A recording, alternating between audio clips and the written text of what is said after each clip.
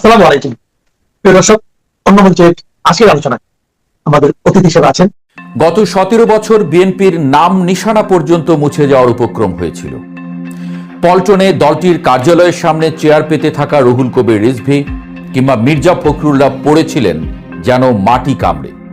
কিন্তু যে কণ্ঠ একাই আওয়ামী লীগকে ধসিয়ে দিত বারবার, গণমাধ্যমে বিএনপির কথা বলে বলে দলটার নাম জনমনে জারি রাখত, সেই নামটা রুমিন ফারহানা। কিন্তু পরে দেখা গেল কোনো এক অজানা কারণে দলে ব্রাত্য হয়ে গেলেন রুমিন। এখন সোশ্যাল মিডিয়া সয়লাব, আওয়ামী লীগে যোগ দিতে পারেন রুমিন ফারহানা। আসলেই কি ঘটনা সত্য, নাকি এর পেছনে আছে অন্য কোনো ঘটনা?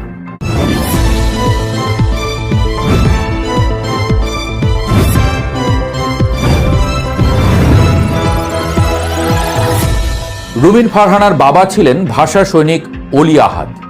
তিনি ছিলেন পূর্ব পাকিস্তান মুসলিম ছাত্রলীগ এবং আওয়ামী মুসলিম লীগের অর্থাৎ বর্তমান আওয়ামী লীগের অন্যতম প্রতিষ্ঠাতা সদস্য। 52 ভাষা আন্দোলনে তিনি সামনে থেকে নেতৃত্ব দিয়েছেন, দলটির জন্য ঘাম ঝরিয়েছেন, কিন্তু শেষে ভুল বোঝাবুঝিতে আওয়ামী লীগে ব্রাত্য হয়ে পড়েন। মৌলানা ভাসানীর ঘনিষ্ঠ সহচর হিসেবে পরিচিত অলি আহাদ পরবর্তীতে মতাদর্শগত কারণে আওয়ামী লীগ থেকে বেরিয়ে যান এবং নিজের রাজনৈতিক পথ বেছে নেন। রুমিন ফারহানা সেই আফসোসটাই করলেন সেদিন। বাবার মতো তারও একই পরিণতি। সে যাই হোক, গত 21শে ফেব্রুয়ারি শহীদ মিনারে মহান ভাষা সৈনিকের মেয়ে রুমিন ফারহানাকে ফুল দিতে দেওয়া হয়নি। মব সৃষ্টি করে তাকে ফুল দেওয়া থেকে বিরত রাখা হয়েছে। অভিযোগ উঠেছে তার সেই পুরনো দলের বিপক্ষেই, যে দলের জন্য তিনি গলা চড়িয়েছেন কোটিবার। প্রশ্ন উঠেছে, তারেক রহমানের মবের দিন শেষ বলাটা কি শুধুই কথার কথা? তাহলে রুমিন ফারহানা কষ্ট পেয়েছেন, একথা সত্যি, নিজে এমন একজনের মেয়ে হয়ে। যা হোক, কষ্ট কিন্তু তিনি পেয়েই আসছেন গত কয়েক মাস ধরে। অভিযোগ করেছেন নির্বাচনের নানান বাধার সম্মুখীন হয়েছেন, অভিযোগ করেছেন তার সাবেক দলের বিরুদ্ধেই। কিন্তু শেষ জয়টা হয়েছে তারই, জিতেছে হাঁস মার্কা। নির্বাচনে জিতে দেখিয়ে দিয়েছেন নিজের সক্ষমতা। বিএনপি থেকেও নাকি যোগাযোগ করা হয়েছিল, তিনি সাড়া দেননি। কিন্তু সোশ্যাল মিডিয়া সয়লাব তার আওয়ামী লীগের পক্ষে বলা কথামালা। খুলনা থেকে রাজশাহী বিদেশ বানিয়ে ফেলেছে আওয়ামী লীগ, কিংবা আওয়ামী লীগ এখন মজলুম, তাদের পাশে থাকাই সমীচীন ইত্যাদি বলে কেমন যেন এক প্রশ্ন ছুঁড়ে দিয়েছেন জনমানসে। প্রশ্নটা হলো, রুমিন ফারহানা কি তবে আওয়ামী লীগে যোগ দিতে পারেন? রাজনৈতিক বিশ্লেষকদের মতে রুমিন ফারহানার আওয়ামী লীগে যোগ দেওয়ার বিষয়টি প্রথম দর্শনে অবিশ্বাস্য মনে হলেও বাংলাদেশের রাজনীতির মাঠে কোনো কিছুই একেবারে অসম্ভব নয়। বিশেষ করে বর্তমান প্রেক্ষাপটে, যখন রুমিন ফারহানা তার দীর্ঘদিনের রাজনৈতিক আশ্রয়স্থল বিএনপি থেকে এক প্রকার ছিটকে পড়েছেন এবং স্বতন্ত্র হিসেবে নিজের জনসমর্থন প্রমাণ করে দেখিয়েছেন, তখন তার সামনে নতুন রাজনৈতিক মেরুকরণের পথ খোলাই থাকছে। সোশ্যাল মিডিয়ায় তার সাম্প্রতিক কিছু বক্তব্য, যেখানে তিনি আওয়ামী লীগের আমলের দৃশ্যমান উন্নয়নের কথা পরোক্ষভাবে স্বীকার করেছেন, বা দলটির বর্তমান কোণঠাসা অবস্থাকে মজলুম হিসেবে ইঙ্গিত করেছেন, সেটি কেবলই পুরনো দলের প্রতি অভিমান, নাকি নতুন কোনো সমীকরণের সূক্ষ্ম ইঙ্গিত, তা নিয়ে রাজনৈতিক অঙ্গনে জোর চর্চা চলছে। রাজনীতিতে টাইমিং এবং ন্যারেটিভ খুব গুরুত্বপূর্ণ। রুমিন ফারহানা হয়তো সেই টাইমিং এর অপেক্ষাতেই আছেন। তার মতো একজন তুখোড় বক্তা, আইনের মানুষ এবং জনপ্রিয় মুখ যদি সত্যি আওয়ামী লীগে যোগ দেন, তবে তা দেশের রাজনীতিতে একটি বড় ধরনের ভূমিকম্পের সৃষ্টি করবে, কোনো সন্দেহ নেই। এই সম্ভাবনাটি আপাতত গুঞ্জন হিসেবে বাতাসে ভাসলেও পর্দার আড়ালের রাজনৈতিক দেনদরবার অনেক সময় অবিশ্বাস্য বাস্তবের জন্ম দেয়। যদি সত্যিই এমন কোনো রাজনৈতিক নাটকীয়তা ঘটে যায়, তবে এটিকে এক অর্থে বাবার স্মৃতি বিজড়িত দলে ফেরা হিসেবেও আখ্যা দেওয়া যেতে পারে। রুমিনের বাবা অলি আহাদ ছিলেন আওয়ামী লীগের একেবারে সূচনা লগ্ন বা প্রতিষ্ঠাকালীন অন্যতম কাণ্ডারি। দলটির জন্মলগ্নে যে কজন নেতার রক্ত, ঘাম এবং মেধার বিনিময়ে আওয়ামী লীগ আজকের এই সুবিশাল বটবৃক্ষে পরিণত হয়েছিল, অলি আহাদ তাদেরই একজন। কিন্তু নিয়তির নির্মম পরিহাসে সেই দলটিতে তিনি বেশি দিন থিতু হতে পারেননি। মতাদর্শগত দ্বন্দ্ব, বৈদেশিক নীতির প্রশ্নে বিরোধ এবং অভ্যন্তরীণ রাজনীতির জাঁতাকলে পড়ে তাকে সরে যেতে হয়েছিল। আজ যদি তার মেয়ে, যিনি নিজেও নিজের রাজনৈতিক দলের চরম অবমূল্যায়নের শিকার হয়ে স্বতন্ত্র হিসেবে লড়তে বাধ্য হয়েছেন, সেই পুরনো ঠিকানায় ফিরে যান, তবে তা ইতিহাসের এক দারুণ পুনরাবৃত্তি তৈরি করবে। বাবার অসমাপ্ত রাজনৈতিক গল্পটার যেন একটা নতুন অধ্যায় শুরু হবে মেয়ের হাত ধরে। রুমিন ফারহানার জন্য এটি যেমন গভীর আবেগের জায়গা হতে পারে, তেমনি তার রাজনৈতিক ক্যারিয়ারের জন্য হতে পারে এক অভাবনীয় টার্নিং পয়েন্ট। এখন সবচেয়ে বড় এবং প্রাসঙ্গিক প্রশ্ন হলো, আওয়ামী লীগ কি তাকে দলে ফেরাবে?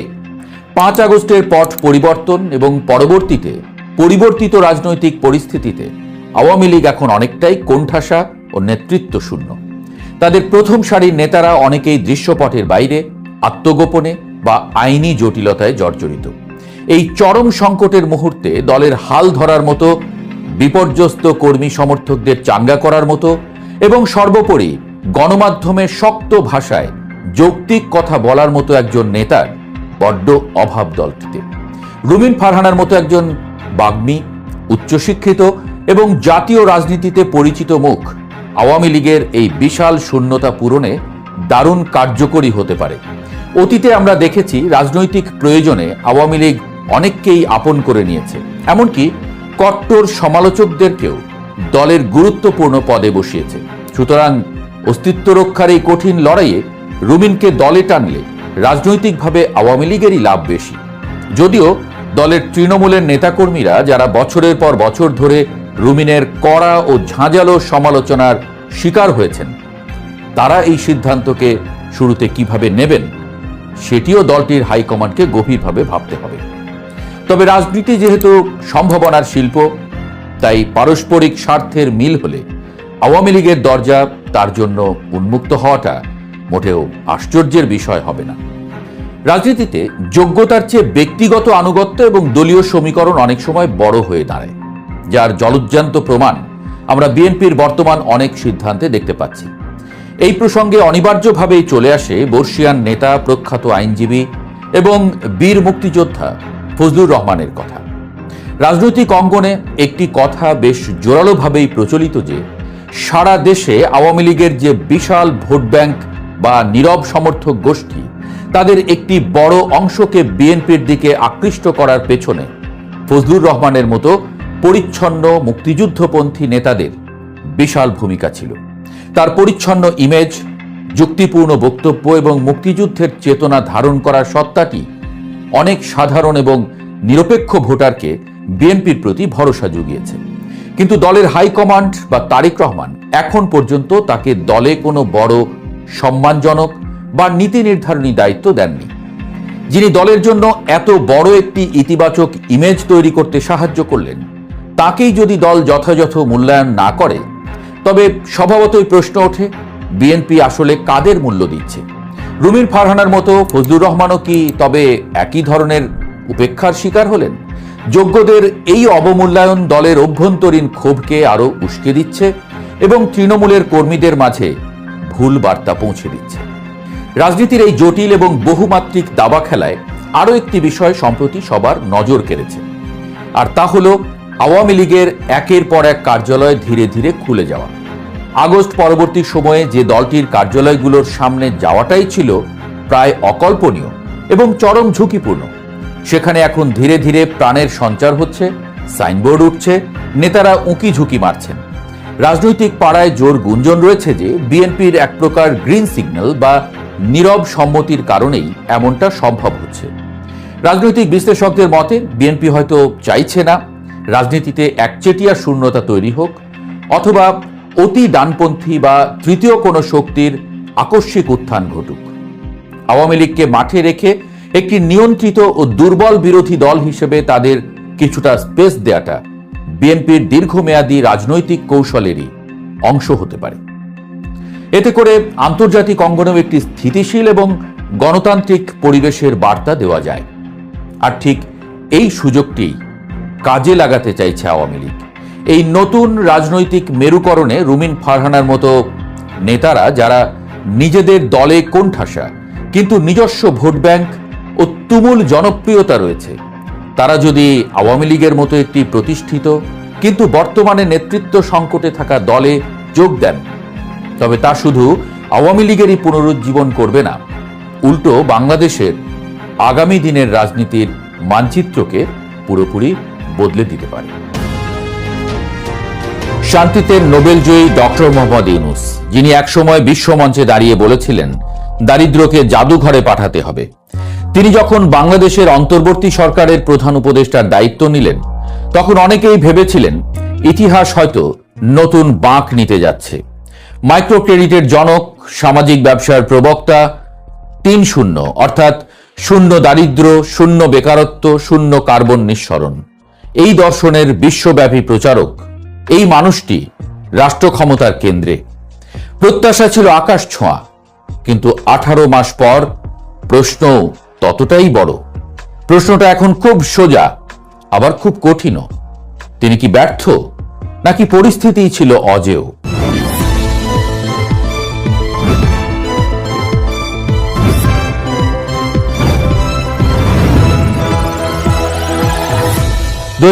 সালের 8 আগস্ট আওয়ামী লীগ সরকারের পতনের পর এক অস্থির রাজনৈতিক পরিবেশে দায়িত্ব নেন ডক্টর মোহাম্মদ ইউনূস। বৈষম্য বিরোধী ছাত্র আন্দোলন উদ্ভূত গণ অভ্যুত্থানের পর দেশ যখন কাঠামোগত সংস্কারের দাবিতে উত্তাল, রাজনৈতিক সমর্থন, আন্তর্জাতিক গ্রহণযোগ্যতা, নৈতিক উচ্চভূমি সব মিলিয়ে সুযোগ ছিল বিরল। তিনি নিজের পছন্দ মতো উপদেষ্টা পরিষদ গঠন করেন, বিশেষ সহকারী নিয়োগ দেন, সংস্কার কমিশন বসান। প্রশ্ন হলো, এই সুযোগের কতটা কাজে লাগানো গেল? সমালোচকরা বলছেন প্রত্যাশা আর বাস্তবতার ব্যবধানটা বড় হয়ে উঠেছে। আন্তর্জাতিক সংস্থার হিসাব উদ্ধৃত করে বলা হচ্ছে, তার আমলে প্রায় 30 লাখ নতুন মানুষ দরিদ্র হয়েছেন। ব্যক্তি খাতের বিনিয়োগ জিডিপির 24% থেকে কমে 22.48% নেমেছে। 4 দশকের মধ্যে নজিরবিহীন পতন। সরকারি বিনিয়োগের প্রধান সূচক এডিপি বাস্তবায়ন 10 বছরের মধ্যে সর্বনিম্ন। ব্যাংক খাতে খেলাপি ঋণের হার 35%-এর বেশি, যা আন্তর্জাতিক তুলনায় উদ্বেগজনক। সরকারি ঋণ দাঁড়িয়েছে 23 লাখ কোটির ঘরে। মূল্যস্ফীতি 8.5%, আর মজুরি বৃদ্ধি তার নিচে, অর্থাৎ প্রকৃত আয় কমছে। এসব তথ্য একত্র করলে অর্থনীতির ছবিটা অস্বস্তিকর। কিন্তু গল্পের আরেক পিঠও আছে। বিদায়ী ভাষণে ডক্টর ইউনূস বলেন, রিজার্ভ বেড়ে $34 বিলিয়ন দাঁড়িয়েছে, প্রবাসী আয় বেড়েছে, খাদ্য মূল্যস্ফীতি কমেছে, আন্তর্জাতিক আর্থিক প্রতিষ্ঠানগুলোর সঙ্গে সম্পর্ক পুনর্গঠিত হয়েছে। তিনি দাবি করেন, অস্থিরতার ভেতর থেকেও স্থিতিশীলতার পথে দেশকে ফেরানো গেছে। সমর্থকরা যুক্তি দেন, তিনি দায়িত্ব নিয়েছিলেন এক ভাঙা অর্থনীতি নিয়ে। ব্যাংক খাতে দীর্ঘদিনের সঞ্চিত খেলাপি ঋণ, আমদানি নির্ভর প্রবৃদ্ধি, জ্বালানি ঘাটতি, আস্থাহীন বিনিয়োগ পরিবেশ, এসব রাতারাতি বদলানো যায় না। তাহলে দ্বন্দ্বটা কোথায়? অর্থনীতিতে একটি মৌলিক প্রশ্ন আছে, রিজার্ভ কি লক্ষ্য নাকি উপকরণ? সমালোচকেরা বলছেন, আমদানি সংকোচন, শিল্প উৎপাদন চাপে ফেলা, বিদ্যুৎ উৎপাদন কমানো, এসবের মাধ্যমে রিজার্ভ বাড়ানো হলে তা টেকসই হয় না। উৎপাদন সক্ষমতা, কর্মসংস্থান, খাদ্য ও জ্বালানি নিরাপত্তা, এসব সূচক শক্ত না হলে রিজার্ভের সাফল্য কাগুজে হয়ে যায়। অন্যদিকে সমর্থকেরা বলছেন, মুদ্রা স্থিতিশীল করা, বৈদেশিক দায় সামলানো, আস্থার সংকট কমানো, এসবের জন্য রিজার্ভ শক্ত করা জরুরি ছিল। নীতি নির্ধারণী সুদের হার বাড়ানো হয়েছিল মূল্যস্ফীতি ঠেকাতে। ফল, ঋণের সুদ বেড়েছে, বেসরকারি খাতের ঋণ প্রবাহ কমেছে, ব্যবসায়িক কার্যক্রমে চাপ তৈরি হয়েছে। প্রশ্ন হলো, এটি কি অনিবার্য, short term pain for long term gain, নাকি নীতির ভারসাম্যহীনতা? আরেকটি বিতর্কের জায়গা, স্বার্থ সংঘাতের অভিযোগ। ডক্টর ইউনূসের প্রতিষ্ঠিত গ্রামীণ ব্যাংকের কর মওকুফ, শেয়ারের সরকারি অংশ 25% থেকে 10%-এ নামানো, গ্রামীণ গ্রুপের কিছু প্রতিষ্ঠানের দ্রুত অনুমোদন, এসব নিয়ে প্রশ্ন উঠেছে। যদিও সমর্থকরা বলছেন এসব সিদ্ধান্ত ছিল কাঠামোগত সংস্কারের অংশ, সমালোচকরা বলছেন স্বচ্ছতার ঘাটতি রয়ে গেছে। রাজনৈতিক ও প্রশাসনিক সংস্কার নিয়েও হতাশা আছে। 11টি সংস্কার কমিশনের সুপারিশ, হাজার হাজার পৃষ্ঠা, কিন্তু কার্যকর বাস্তবতা বা বাস্তবায়ন কতটা? দুর্নীতির অভিযোগে কিছু কর্মকর্তা সাসপেন্ড হয়েছেন, তদন্ত চলছে, তবু জনমনের সন্দেহ কাটেনি। গণমাধ্যমের সঙ্গে সরাসরি সংবাদ সম্মেলন না করা, আইনশৃঙ্খলা পরিস্থিতির অবনতি, মব ভায়োলেন্স, এসব ঘটনাও তার সরকারের ভাবমূর্তিকে চাপে ফেলেছে। এখানে একটি বড় বাস্তবতা স্বীকার করা জরুরি। অন্তর্বর্তী সরকার মানেই সীমিত ম্যান্ডেট, সীমিত সময়, সীমিত রাজনৈতিক পুঁজি। কাঠামোগত সংস্কার সময় সাপেক্ষ, ফল দৃশ্যমান হতে আরও সময় লাগে, কিন্তু জনতার প্রত্যাশা ছিল তাৎক্ষণিক পরিবর্তনের। ডক্টর ইউনূস বিশ্বখ্যাত অর্থনীতিবিদ, তাই তার ক্ষেত্রে মানদণ্ডও ছিল কঠোরতর। তাহলে কি বলা যায় তিনি চেষ্টা করেছেন কিন্তু পারেননি? নাকি বলা উচিত তিনি যে লক্ষ্য নিয়েছিলেন তা অর্জনের জন্য প্রয়োজনীয় রাজনৈতিক ও প্রশাসনিক বল প্রয়োগ করেননি? হয়তো দুটোই আংশিক সত্য। তিনি আন্তর্জাতিক আস্থা ফিরিয়েছেন, রিজার্ভ বাড়িয়েছেন, কিছু আর্থিক শৃঙ্খলা আনার উদ্যোগ নিয়েছেন। একই সঙ্গে বিনিয়োগ, কর্মসংস্থান, আয় বৃদ্ধি, এসব ক্ষেত্রে প্রত্যাশিত অগ্রগতি হয়নি, বরং কিছু সূচক খারাপ হয়েছে। সবচেয়ে বড় প্রশ্ন, ৩-০ দর্শনের প্রবক্তা যখন নিজ দেশে দায়িত্বে ছিলেন, তখন কেন দারিদ্র্য ও বেকারত্ব কমল না? এর উত্তর খুঁজতে গেলে দেখতে হবে মাইক্রো লেভেলের সামাজিক ব্যবসার সাফল্যকে ম্যাক্রো অর্থনীতির জটিলতায় রূপান্তর করা কতটা কঠিন। একটি গ্রামীণ ব্যাংক মডেল দিয়ে লাখো মানুষের জীবন বদলানো যায়, কিন্তু একটি রাষ্ট্রযন্ত্র যেখানে রাজনৈতিক স্বার্থ, আমলাতান্ত্রিক জট, বৈশ্বিক অর্থনৈতিক চাপ সব একসঙ্গে কাজ করে, সেখানে একই দর্শন প্রয়োগ করা অতটা সহজ নয়। ইতিহাস হয়তো এই সময়কে দেখবে এক মিসড অপরচুনিটি হিসেবে, আবার কেউ দেখবে এক ট্রানজিশনাল স্ট্যাবিলাইজেশন পর্ব হিসেবে। চূড়ান্ত রায় দেবে সময়। তবে একটি বিষয় স্পষ্ট, ডক্টর ইউনূসের ব্যক্তিগত নৈতিক আভা ও আন্তর্জাতিক খ্যাতি প্রত্যাশার মাত্রা এত উঁচুতে তুলেছিল যে বাস্তব ফলাফল সেই উচ্চতা ছুঁতে পারেনি। শেষ প্রশ্নটি তাই থেকেই যায়, তিনি যখন আবার বিশ্বমঞ্চে দাঁড়িয়ে দারিদ্র্যকে জাদুঘরে পাঠানোর আহ্বান জানাবেন, তখন সমালোচকেরা কি বলবেন? নিজ দেশে তো পারেননি। আর সমর্থকেরা কি বলবেন? তিনি চেষ্টা করেছিলেন, কিন্তু রাষ্ট্রযন্ত্র প্রস্তুত ছিল না। বাংলাদেশের এই অধ্যায় আমাদের শিখিয়েছে দর্শন গুরুত্বপূর্ণ, কিন্তু রাষ্ট্র পরিচালনা কেবল দর্শনের খেলা নয়, এটি শক্তি, কাঠামো, সময় ও সামাজিক আস্থার সমন্বয়। ডক্টর মোহাম্মদ ইউনূসের অধ্যায় তাই সাদা কালো নয়, এটি ধূসর, আশা ও সীমাবদ্ধতার মাঝামাঝি এক উত্তেজনাপূর্ণ, বিতর্কিত এবং শিক্ষণীয় সময়।